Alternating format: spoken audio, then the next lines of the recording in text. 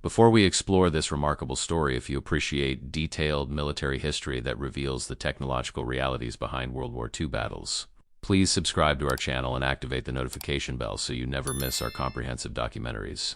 In the steaming jungles of the Pacific during 1944, Japanese tank crews had grown confident in their Type 97 Shiha medium tanks, having faced limited opposition from poorly equipped Allied forces in the early war years. Their confidence was built on victories against Chinese troops with virtually no anti-tank weapons and colonial forces equipped with obsolete equipment. But when American M4 Sherman tanks began appearing on Pacific battlefields, Japanese armored units discovered they were facing an opponent that operated by completely different rules. When a nearly intact Sherman was captured on Saipan in June 1944 and transported to Japan for evaluation, Japanese engineers finally had the opportunity to understand the weapon that was systematically destroying their armored forces. What they discovered during meticulous testing shattered every assumption about tank warfare and revealed a technological disparity so vast that no amount of tactical skill or fighting spirit could overcome it. This is the story of how Japanese engineers tested a captured Sherman, how each evaluation revealed another devastating advantage, and how the revelation that the Sherman's 75mm gun could engage and destroy Japanese tanks at 2,000 yards while remaining invulnerable to return fire exposed the brutal truth that Japan's armored forces were fighting with equipment a generation behind their opponents. Before we explore this remarkable story, if you appreciate detailed military history that reveals the technological realities behind World War II battles, please subscribe to our channel and activate the notification bell so you never miss our comprehensive documentaries. The morning of June 18, 1944 dawned hot and humid over the Oi Army Technical Research Institute outside Tokyo, as Colonel Takeshi Hara received notification that would fundamentally alter his understanding of armored warfare. An American M4 Sherman medium tank, captured relatively intact during the fierce fighting on Saipan just days earlier, was being transported to his facility for immediate evaluation. Hara, a career armor officer with 15 years of experience in tank design and evaluation, had been reading disturbing reports from the Pacific for months. Japanese tank units that had performed adequately against Chinese and colonial forces in the early war years were now being systematically annihilated by American armor. Tank commanders who survived these encounters reported facing American tanks that seemed almost invulnerable to Japanese weapons while destroying Japanese tanks with apparent ease at ranges Japanese gunners could barely imagine. The reports were so consistently alarming that some senior officers suspected exaggeration or blamed poor tactics rather than accepting that Japanese tanks were fundamentally inferior to their American counterparts. The Type 97 Shiha medium tank had been the backbone of Japanese armored forces since its introduction in 1937, designed primarily to support infantry operations against Chinese forces who possessed minimal anti-tank capabilities.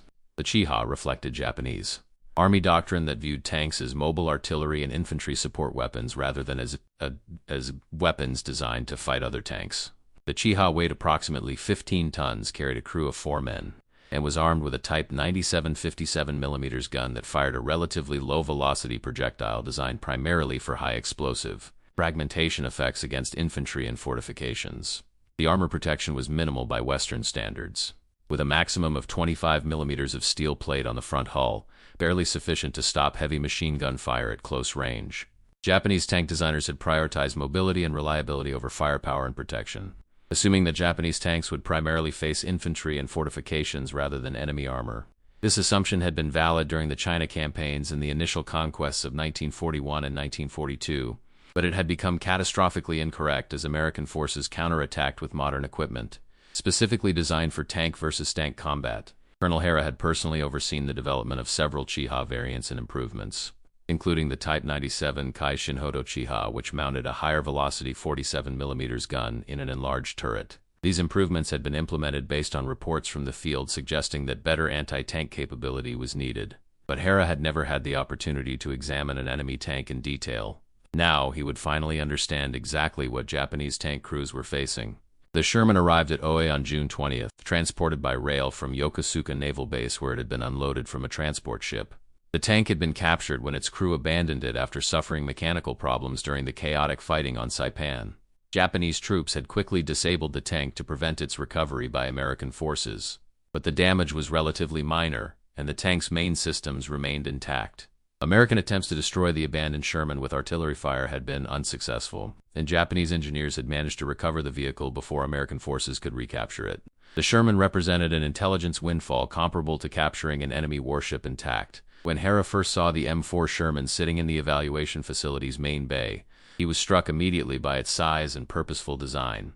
The Sherman was massive compared to Japanese tanks, weighing approximately 33 tons, more than twice the weight of the Chiha. The armor was visibly thicker, with heavy castings and welded plates that suggested protection far exceeding anything on Japanese tanks. The 75mm gun mounted in the turret was larger than any gun on Japanese medium tanks.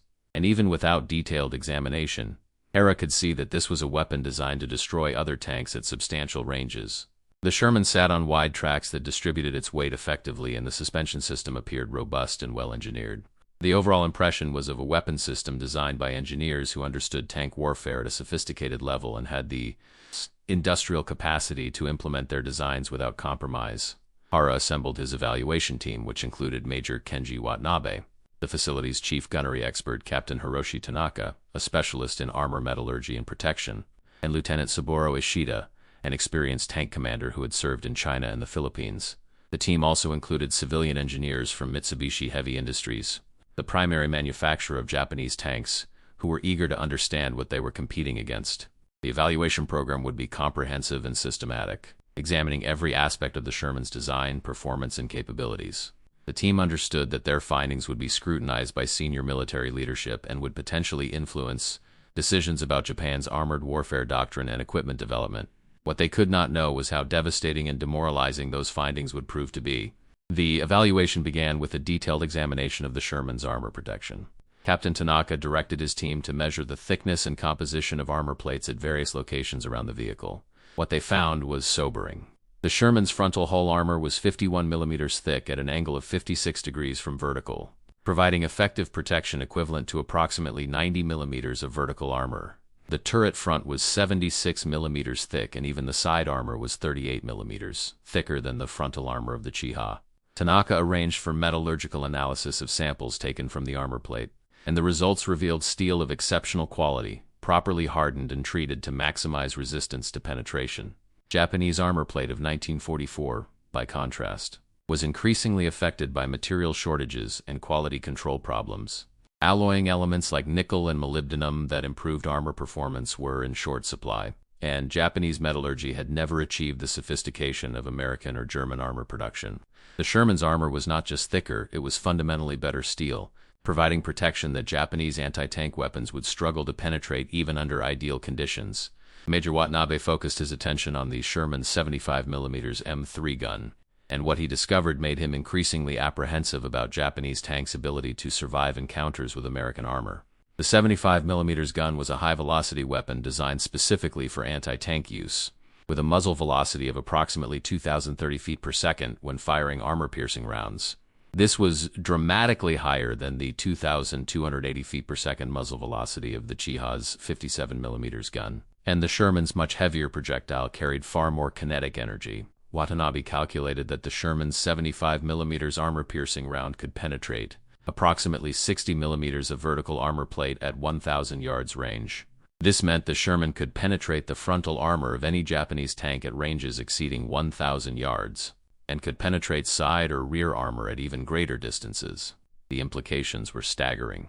American tankers could engage and destroy Japanese tanks at ranges where Japanese return fire would be completely ineffective. But the truly shocking discovery came when Watanabe's team conducted ballistic tests to determine the maximum effective range of the Sherman's 75mm gun against typical Japanese tank armor, using a captured Chiha as a target positioned at various ranges. Watanabe fired the Sherman's gun using captured American ammunition that had been recovered along with the tank. At 500 yards, the Sherman's armor-piercing round punched completely through the Chiha's frontal armor, creating a neat hole with catastrophic damage to the interior. At 1,000 yards, the same result. At 1,500 yards, penetration was still achieved easily. At 1,800 yards, the round still penetrated the Chiha's armor.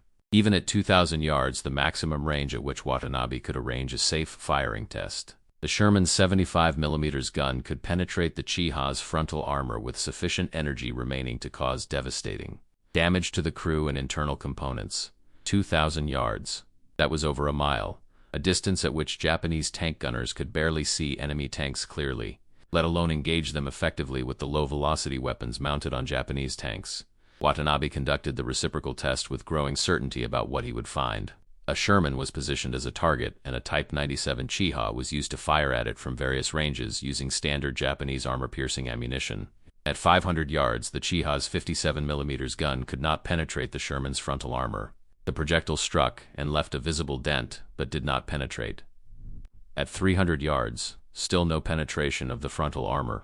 Only at ranges below 100 yards, practically point-blank range, could the Chiha's gun penetrate the Sherman's frontal armor, and even then penetration was marginal and unreliable. Against the Sherman's side armor, the Chiha could achieve penetration at ranges up to approximately 400 yards, but this required the Japanese tank to maneuver to a flanking position, something that would be nearly impossible against an alert enemy who could destroy the Japanese tank from over a mile away. The improved Type 97 Kaishin-Hoto Chiha with its 47mm velocity gun performed somewhat better, achieving frontal penetration at ranges up to 300 yards. But this was still hopelessly inadequate against an opponent that could kill at 2,000 yards. The test results were compiled into tables and charts that told a story of complete technological dominance. At any range beyond 500 yards, the Sherman could destroy Japanese tanks while remaining essentially invulnerable to return fire. At ranges beyond 1,000 yards, Japanese tanks could not even effectively aim at the Sherman due to the limitations of their optical sights, while the Sherman could engage them with reasonable accuracy. At ranges approaching 2,000 yards, the engagement was completely one-sided, with the Sherman able to destroy Japanese tanks that could not see it clearly, could not range it accurately, and could not damage it even if they scored hits. This was not tank warfare as Japanese doctrine understood it. This was systematic execution of technologically inferior opponents who had no realistic chance of fighting back effectively. Colonel Hara reviewed the test data with a growing sense of despair. He had suspected that American tanks were superior to Japanese models, but he had not imagined the gap was this vast. The Sherman was not marginally better than the Chiha. It was superior in every measurable category by factors that made meaningful comparison almost impossible. It was heavier by more than a factor of 2. Its armor was thicker by factors of 2 to 3. Its gun was more powerful by an order of magnitude in terms of armor penetration capability. Its effective engagement range exceeded Japanese tanks by factors of 4 or 5, and this was just the firepower and protection comparison. As the evaluation continued, additional disparities became evident in virtually every other aspect of tank design and performance. Lieutenant Ishida, the experienced tank commander, focused his evaluation on the Sherman's crew accommodations, sighting systems, and operational characteristics. What he found reinforced the pattern of comprehensive superiority that the weapons tests had revealed. The Sherman's interior was spacious by Japanese standards, allowing the 5-man crew to operate efficiently without the cramped conditions that plagued Japanese tank crews. The crew positions were ergonomically designed with controls and instruments logically positioned for efficient operation. The commander's position featured an excellent vision cupola with all-around visibility, allowing him to observe the battlefield while remaining protected.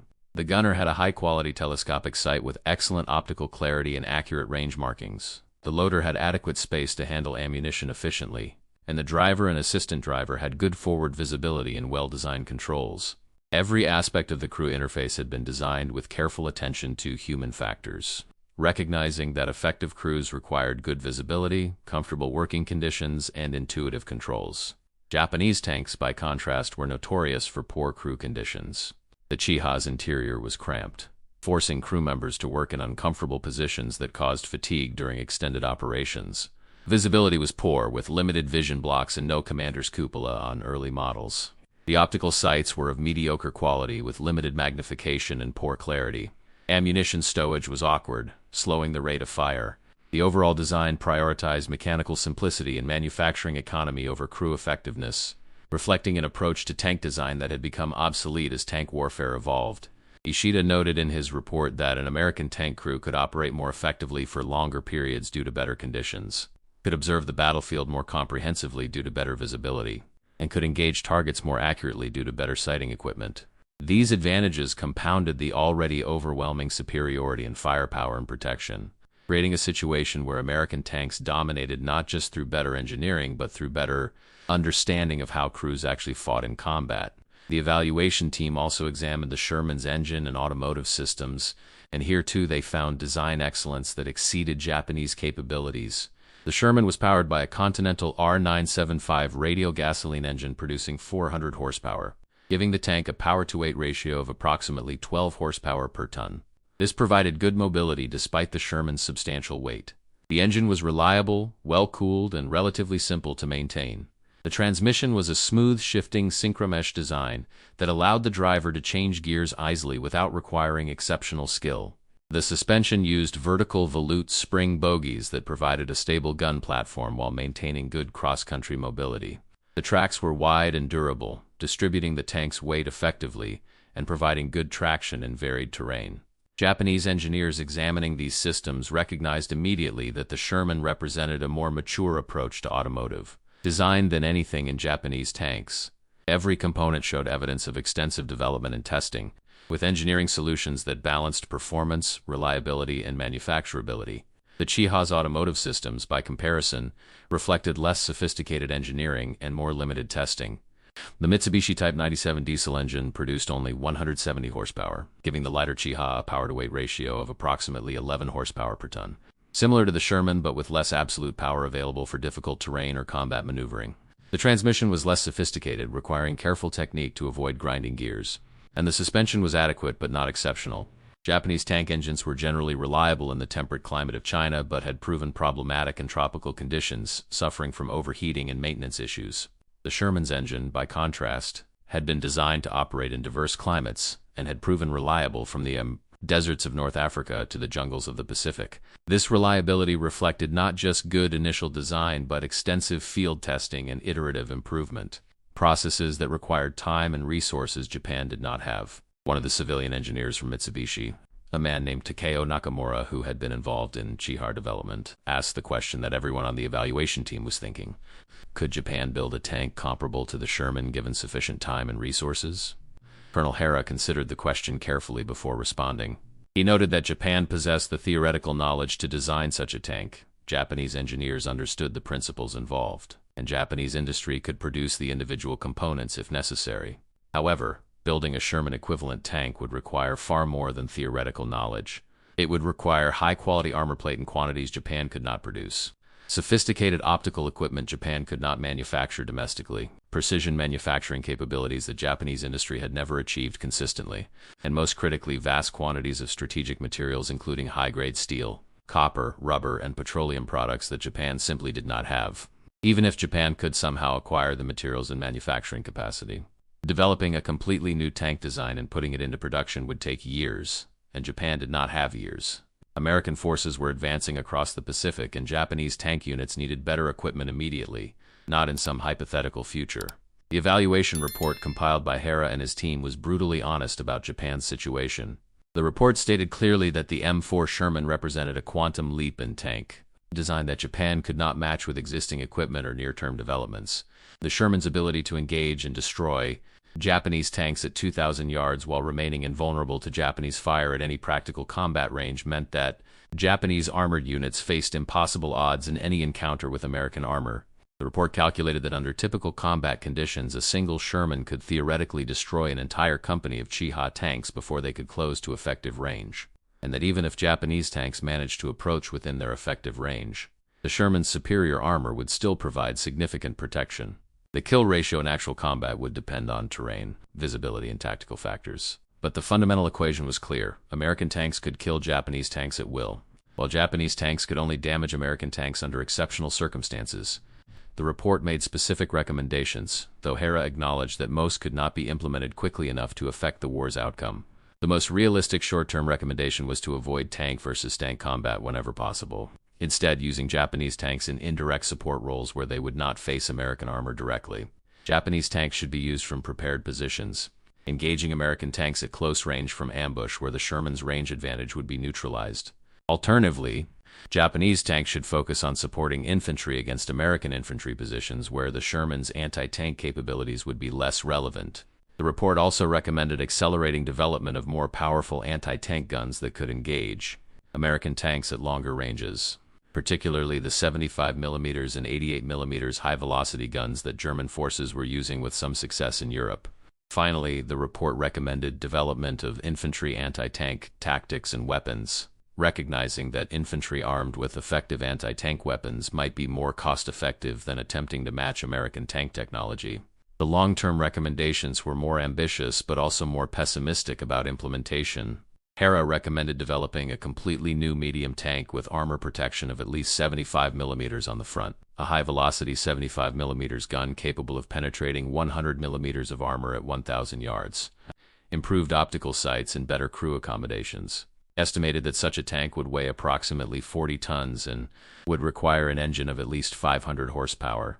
He noted that Japan lacked the industrial capacity to produce such a tank in meaningful numbers, that the required armor plate would consume steel that was desperately needed for ship and aircraft production, and that the petroleum products required to fuel heavy tanks were already in critically short supply.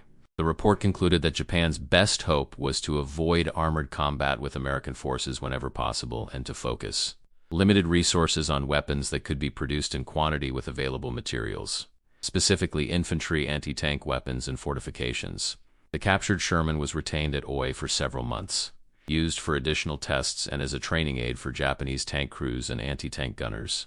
Crews who would be deploying to face American forces were brought to the facility to see the Sherman firsthand and to understand its capabilities. The psychological impact of these visits was significant. Tank commanders who had been confident in their Chiha tanks returned to their units sobered by the realization of what they would face. Some became fatalistic, understanding that their survival in combat against Sherman tanks would depend primarily on luck rather than skill or equipment. Others became determined to find tactical solutions that might offset the technological disadvantage, focusing on terrain, camouflage, and ambush tactics that might allow them to engage American tanks at close range where Japanese weapons could be effective. The Japanese Army made attempts to field improved anti-tank capabilities based on lessons from the Sherman evaluation. Production of the Type 97 Kaishin Hoto Chiha with its 47mm high-velocity gun was accelerated, though this remained inadequate against Sherman frontal armor. Development of the Type 3 Chinu medium tank, which mounted a 75mm high-velocity gun and a larger turret, was prioritized, but chronic material shortages and competing priorities meant that fewer than 200 were produced before war's end, and most never saw combat. Japanese industry also attempted to produce more powerful towed anti-tank guns, including a 75mm high-velocity gun based on a captured Chinese artillery piece. But again, production numbers were limited, and the guns often lacked the mechanical reliability and optical sights necessary for effective long-range engagement. Perhaps the most telling indication of Japan's inability to address the tank technology gap was the increasing emphasis on suicide tactics. When it became clear that Japanese tanks could not effectively fight American tanks in conventional combat, Japanese commanders increasingly employed tanks in banzai charges or suicide attacks where the goal was simply to close with American forces regardless of losses. Tanks would be driven directly at American positions at night or through difficult terrain, hoping to get close enough to ram enemy vehicles or deliver infantry to close quarters where Japanese fighting spirit might overcome material disadvantages. These tactics resulted in catastrophic losses with minimal effect on American operations, but they reflected the desperation of commanders who understood they had no realistic conventional options. The combat record in the Pacific from mid-1944 through war's end validated the Sherman evaluation team's findings with brutal clarity. In every significant engagement where Japanese and American armor clashed, the result was overwhelming American victory with lopsided loss ratios. During the battle for Saipan, where the Sherman used for evaluation had been captured, American M4 tanks destroyed virtually every Japanese tank they encountered, often engaging and destroying multiple Japanese tanks before taking any return fire. At the Battle of the Philippine Sea and subsequent Philippine campaigns, American armor dominated completely, with Japanese tanks proving largely irrelevant to the outcomes. On Iwo Jima, Japanese forces included a tank regiment equipped with Chiha tanks, but American Shermans destroyed them so quickly and decisively that their contribution to the Japanese defense was negligible. On Okinawa, the Japanese garrison included approximately 30 tanks, and all were destroyed by American forces with minimal losses. The kill ratios were even more lopsided than the 5-to-1 ratio that German fighters faced against P-51 Mustangs. In tank versus tank combat in the Pacific, American Shermans achieved kill ratios exceeding 20-to-1 or even higher in many engagements. Japanese tanks were being destroyed at ranges where they could not effectively return fire, exactly as the evaluation had predicted. The 2,000-yard engagement range that had shocked Japanese engineers was not theoretical. It was the practical reality of how American tankers fought when terrain and visibility permitted. American tank commanders understood their range advantage and exploited it ruthlessly. engaging Japanese armor from positions where return fire was impossible and methodically destroying every Japanese tank that appeared.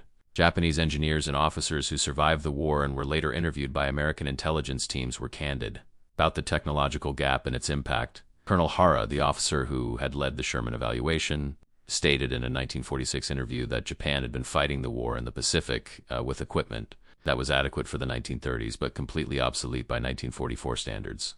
He noted that Japanese military doctrine had emphasized fighting spirit and tactical skill over technological superiority, assuming that Japanese soldiers' willingness to sacrifice themselves would overcome material disadvantages. This assumption had proven tragically wrong. Fighting spirit could not make a 57mm gun penetrate armor at 2,000 yards, could not make 25mm armor plates stop 75mm armor-piercing rounds, and could not make a 15-ton tank competitive with a 33-ton tank designed specifically to destroy other tanks. Hara expressed regret that Japan's military leadership had not recognized these realities earlier and had continued sending tank crews into impossible battles long after it was clear that Japanese armor was hopelessly outmatched. Major Watanabe, the gunnery expert who had conducted the ballistic tests, provided detailed technical analysis in post-war debriefings. He explained that the fundamental problem was that Japan had approached tank design from an infantry support perspective, while the United States had approached it from an anti-tank perspective. Japanese tanks were designed to destroy fortifications and support infantry attacks against enemies who lacked anti-tank weapons. American tanks were designed to destroy other tanks at maximum possible range while protecting their crews from enemy fire. These different design philosophies produced tanks that were optimized for completely different missions, and when those tanks met in combat, the results were predictable. Watanabe noted that Japanese engineers had understood these principles in theory but had lacked the industrial capacity and strategic materials to implement them, even if Japan had wanted to build Sherman-equivalent tanks. The steel required for adequate armor, the precision manufacturing necessary for effective high-velocity guns, and the optical equipment needed for long-range engagement were all beyond Japan's capabilities by 1944. The story of the captured Sherman evaluation also provides insights into the broader industrial and economic factors that determined the Pacific War's outcome. The Sherman itself was a product of American industrial might, with over 50,000 produced during the war by multiple manufacturers working from standardized designs. This production volume was possible because the United States had vast steel production capacity, sophisticated machine tool industries, skilled labor forces, and efficient logistics systems that could deliver components from suppliers scattered across the country to assembly plants that produced finished tanks at remarkable rates. Japan, by contrast, produced fewer than 3,000 tanks of all types during the entire war, and production quality declined continuously as material shortages worsened. Japanese industry simply could not compete with American industrial capacity, and this disparity manifested in tanks, aircraft, ships, and every other category of military equipment. The captured Sherman evaluation became something of a legend within the small community of Japanese armor officers who survived the war. The moment when Major Watanabe's team confirmed that the Sherman could penetrate Chiha armor at 2,000 yards became symbolic of the broader revelation that Japan was fighting an opponent whose technological sophistication exceeded Japanese capabilities by a generation. Some officers who participated in the evaluation program reported that seeing the test results was when they first truly understood that Japan would lose the war. The numbers were too clear, the disparity too vast, and the implications too obvious to deny. If Japanese tanks were this inferior to American tanks, it was reasonable to assume that similar gaps existed in other equipment categories, and indeed they did. Japanese aircraft, ships, electronics, and logistics all showed similar patterns of technological inferiority and industrial inadequacy. The Sherman evaluation also influenced post-war Japanese defense thinking and industrial development. Japanese engineers who studied the Sherman during and after the war recognized that they needed to learn not just specific technologies but entire approaches to engineering and manufacturing. The Sherman represented integrated systems engineering where every component was designed to work harmoniously with every other component, where manufacturing processes were optimized for quality and efficiency, and where continuous improvement based on field experience was systematically implemented. These concepts influenced the development of post-war Japanese manufacturing practices that would eventually make Japan a global industrial leader, though this transformation took decades and occurred in very different circumstances. For the American tankers who fought in the Pacific, many never knew that the Japanese had captured and evaluated a Sherman in detail. They understood from their combat experience that their tanks were superior to Japanese armor. but few realized the extent of the superiority until after the war, when Japanese evaluations became available to historians. American tank crews generally focused on the more immediate threats they faced in Pacific combat, including Japanese infantry armed with close-range anti-tank weapons, difficult terrain that limited maneuverability, and the challenge of supporting infantry in jungle warfare, where the Sherman's long-range anti-tank capabilities were often less relevant than its ability to deliver high-explosive fire against fortifications. The tank versus tank engagements that so dominated fighting in Europe were relatively rare in the Pacific because Japanese armored forces were small and increasingly avoided direct combat with American armor. The technical specifications that emerged from the Sherman evaluation were later confirmed and expanded by American test programs that compared captured Japanese tanks with American equivalents. These tests produced similar findings, with American evaluators noting that Japanese tanks were mechanically reliable and suitable for their original intended purpose, but completely inadequate for modern armored warfare. American engineers were particularly critical of the thin armor protection and weak armament of Japanese tanks, noting that these deficiencies made Japanese armor vulnerable not just to American tanks, but also to American anti-tank guns, tank destroyers, and even heavy machine guns at close range. The general American assessment was that Japanese tanks represented technology from the mid-1930s that had not evolved significantly to meet the demands of warfare in the 1940s. One of the most poignant aspects of the Sherman evaluation story is how clearly Japanese engineers understood their situation and how powerless they were to change it. The evaluation team's reports contained no illusions, no rationalizations, and no attempts to minimize the technological gap. The engineers simply documented what they found, calculated what it meant for combat outcomes, and reported honestly that Japanese armored forces were fighting with obsolete equipment against an opponent with overwhelming advantages. These reports were read by senior officers who could not help but recognize the implications. Yet the war continued because institutional momentum, strategic commitments, and political realities made accepting defeat unthinkable until overwhelming force made further resistance impossible. As we conclude this detailed examination of how Japanese engineers were shocked when they discovered the M4 Sherman's 75mm gun could outrange their Chiha tanks at 2,000 yards, several themes emerged that transcend the specific historical circumstances. First, technological competition in warfare is ruthless and unforgiving, with superior equipment providing advantages that courage and determination cannot overcome. Second, industrial capacity and manufacturing sophistication are fundamental determinants of military power in modern warfare. Third, honest technical assessment, however discouraging, is essential for realistic strategic planning.